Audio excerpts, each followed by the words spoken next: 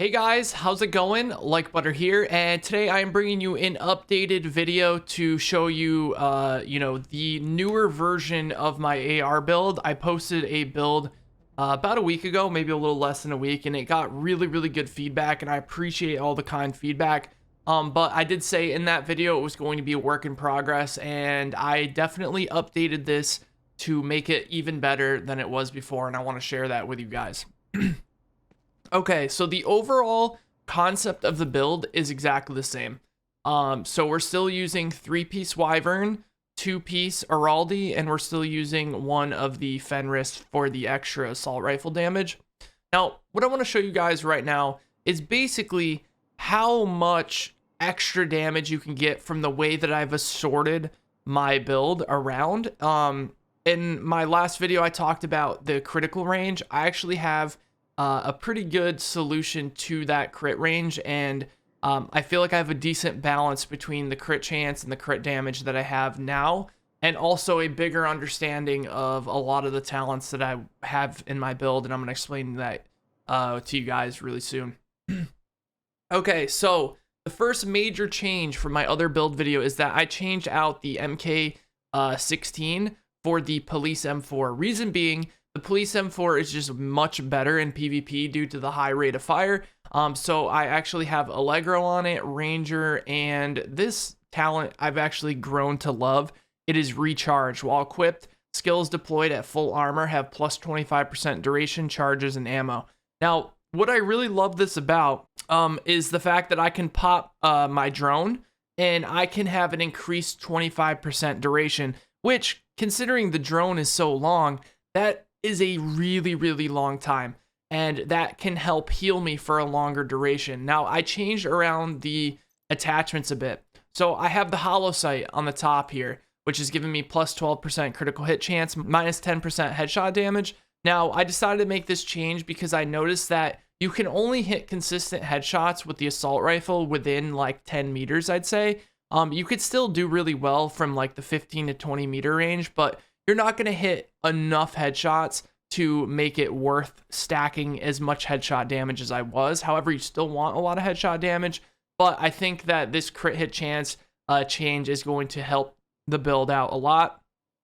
I'm also using accuracy minus damage to elites on my suppressor. I just think that the accuracy is way too important to give up. I'm also using 10% critical hit chance on my underbarrel, which is unchanged, and also the extended mag, which is giving me negative 10% rate of fire, which we're going to make up for with the chatterbox and some.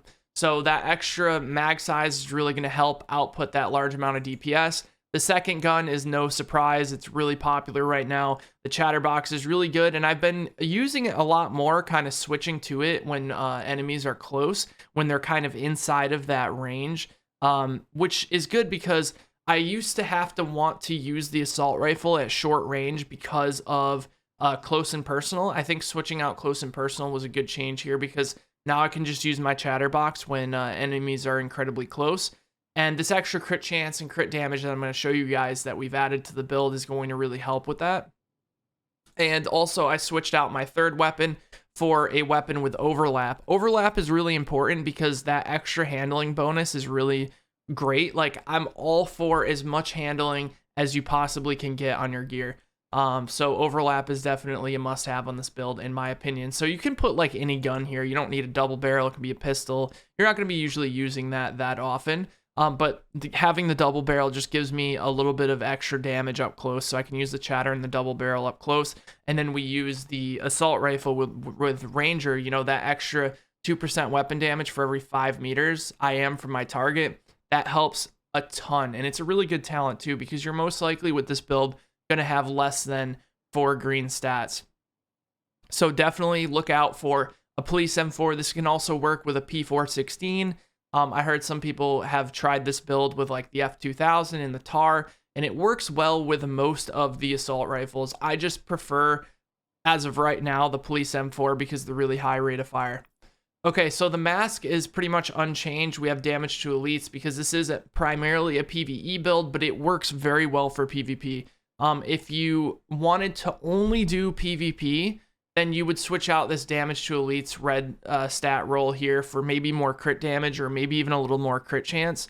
And you would definitely change out hard hitting, which is damage to elites, for something else. You could have hazard protection, or, you know, whatever you can get that basically doesn't affect you know, PvE. Hazard protection would be fine in this instance because, you know, that'll help you take less damage from like grenades and stuff like that. A lot of people are using incendiaries in the dark zone, so that could definitely help you out there. And then for my chest piece, of course, you want Berserk. Berserk is incredibly strong. 3 red stats here. We have headshot damage, weapon damage, and critical hit damage. I could definitely get better rolls on this, so this is just one point at which I can actually increase my build. But I haven't really gotten a Fenris drop that has been, you know, consistently better. I mean, this one has like armor roll here. I could re-roll this if I wanted to. But that headshot damage is really low and the crit damage is a little bit higher. But like I said, we're making up for that critical hit damage. But this is a really low roll here. If I could get a higher critical hit damage roll here, that'd be nice. But these are just ways to improve the build over time. And then, of course, I'm using an offensive system mod slot. You kind of have to go with what you have, which is just giving me a little bit of extra weapon damage, optimal range, and weapon handling. Now, if I want to go through here, and I've been testing this is why I have this one on here. I've been testing what's better between like optimal range, weapon damage, etc., etc. So I've kind of been like throwing things around a bit. What I've noticed is that you kind of want to try at least to get that 1.5% weapon damage if you can. Sometimes you can get 2% weapon damage, which I have on some of my parts. But like, dude, if you can get assault rifle damage also on this, it's huge. So let's do this one here, and we'll do the extra assault rifle damage and damage to armor. We'll put that in that slot. And so let's go down here, and that's going to up our base damage a little bit. So I've gone from 11.7k to 11k off of that, which is really, really good. And then we're going to go over here to the backpack. Also, if I could get, honestly, I think instead of this weapon damage here on my holster, I think if instead I had like one of those minor attributes that can roll, like crit chance or crit damage, it'd be a little bit better. Like I said, that's just another way I can improve my build a bit. But as of right now, I'm just using the weapon damage, the optimal range, the weapon handling. Really don't need more weapon handling, but it doesn't hurt. And I did have crit chance on this, which I switched out for critical hit damage, and you'll see here why in a second. And then on my backpack, I am still running efficient because I think efficient is one of the best talents in the game. Like I absolutely love it. Like the fact that you can just pop armor kits whenever you want and you never run out is amazing, especially for PvE. Now, if I could get armor here instead of health, that'd be nice. But you know, a little bit of health doesn't hurt since we're using Berserk. A little bit of weapon damage and crit chance here. And we have a utility mod. So if we could switch this out for something else, that'd be fantastic. But for right now, it's kind of just going to have to do. But yeah, let's go down to the gloves. The gloves are the most important change that I've made. And I made this a little bit before the video that I made. You want assault rifle damage on your gloves, 100%. You want to get that. But also obliterate. I've fallen in love with this talent because now that I've used it a lot more, I've learned kind of how it works. So basically how it works is when you deplete an enemy's armor, it grants 25% critical hit damage for 5 seconds. Now that doesn't mean 25% critical hit damage to that specific person. It means 25% critical hit damage to anything. So what I notice what happens a lot is I'll hit them through their armor, and then I will finish them off, and then I'll have enough bullets in my mag, because we're using the extended mag, to then use that critical hit damage to then bring the next person's armor down, the next NPC's armor or whatever down, and give you another 25% critical hit damage. So essentially, you know, this build melts so fast, like 90% of the time, you're going to have this plus 25% critical hit damage active, which is going to boost your DPS an incredible amount. And we'll talk about that here in a second. And then also on my knee pads, I am still running braced.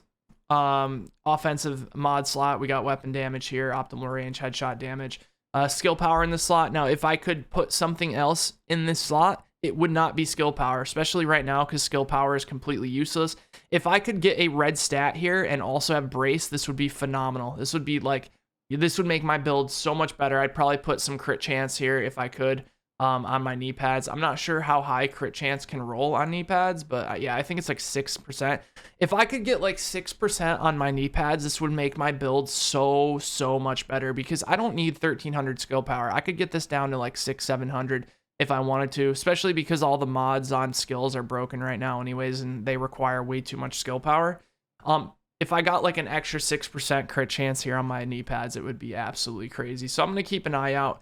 But, you know, World Tier 5 comes out in a few days, so this is pretty much the final overall build, and this will carry over to the, you know, World Tier 5, and I'll try to make this build again because I think it's really strong. But we're going to have a lot of new gear sets to be messing with and a lot of new builds to make, so I just want to make this update video to let you guys know kind of what's going on.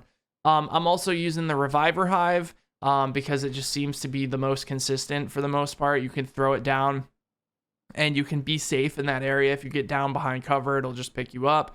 And the same thing with the fixer drone. I just find the fixer drone being the best. Even in, you know, PvP, I've noticed the fixer drone has helped me so much because of that extra drone skill power, and you being able to like get a little bit of sustain through being able to consistently use armor kits and also have the healer drone. It just helps so much. And then for my grenade, I've been using the survivalist specialization, but it says for some reason that I don't have the survivalist specialization, but I do.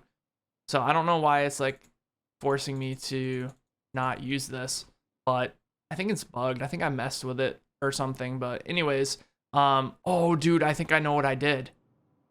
I was going and I was testing. I guarantee you I respect all my points. Watch.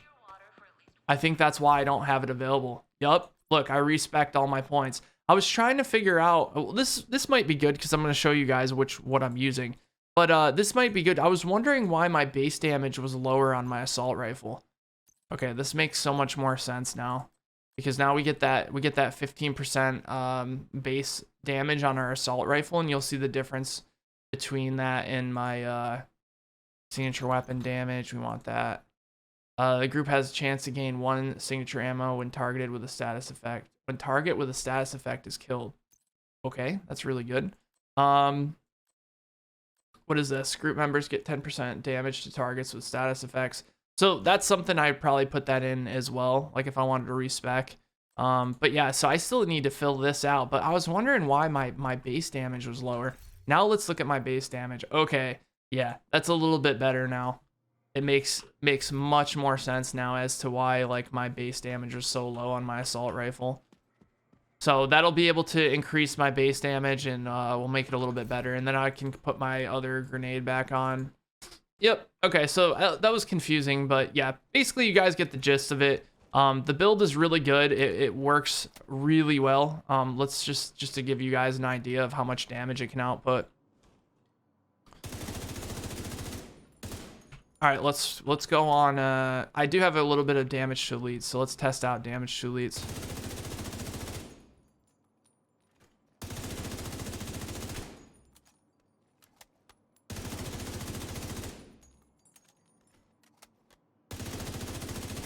All right, now if we get a close one, like 10 meters. 10 meters is kind of where this build shines the most, but just to give you guys an idea.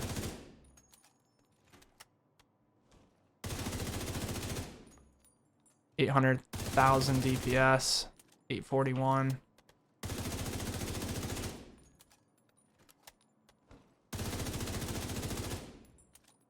Okay, so just to give you guys an overall look also of my stats. So for this build, I'm running 37.5% critical hit chance. Now, like I said, if I could get crit chance on my holster instead, or was it my knee pads instead of skill power, and get that up to like the 43%ish range, I notice a lot of people have been stacking and asking me, why don't I just run like 60% crit chance on assault rifles? The reason is because I just value base damage over that, because how critical range works in this game, and I explained this in my first game, but just in case you're in my first video, and just in case you're watching this for the first time, the critical range of a weapon is different dependent on the weapon type. So the critical range for assault rifles is 10 meters to 45 meters, and because of that, I don't want to get too much critical crit on it, or else I'm just gonna waste it, right? Because 60% is the max. So if I end up going like 60%, then I'm gonna be missing out on the extra crit chance that I get from the Chatterbox. The Chatterbox has an extra 14.5%, but also if I'm not going to be critting anywhere between, less than 10 meters or above 45 meters, I don't want to overly pump too much stats into something that only works at a certain range. So I value base damage on assault rifle builds a lot more than critical hit chance, but it all depends on your playstyle. On my playstyle, since I use this weapon as, my primary weapon almost all the time, for me, I valued base damage over, the crit chance and crit damage. However, like I said, with that plus 25% from Obliterate on your gloves, you're going to notice your crits are going to be hitting for a lot of damage. Not to mention that it's going to be stacking on top of the headshot damage that you have as well. So instead of getting 37.5% crit chance and also just 58% crit damage, you're getting more than that. You're getting up near like 85% crit damage most of the time, 83%. So you're going to notice a large amount of damage when you're at that medium range, but I think like 37.5% is a really good spot for ARs. You can obviously go a little bit more, like I said, but that's pretty much it, guys. Hopefully you guys enjoyed the updated build video. I definitely put a lot of work into this build, and I think it's almost perfect. Like I said, if I could get a red stat roll on my knee pads, and that give me a little more crit chance, I think it would be almost perfect. There's really not much I would change.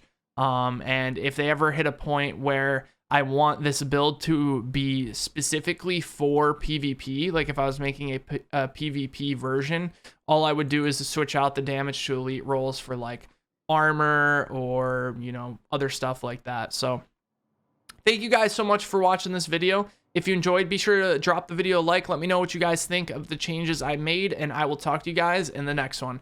Take care, everybody.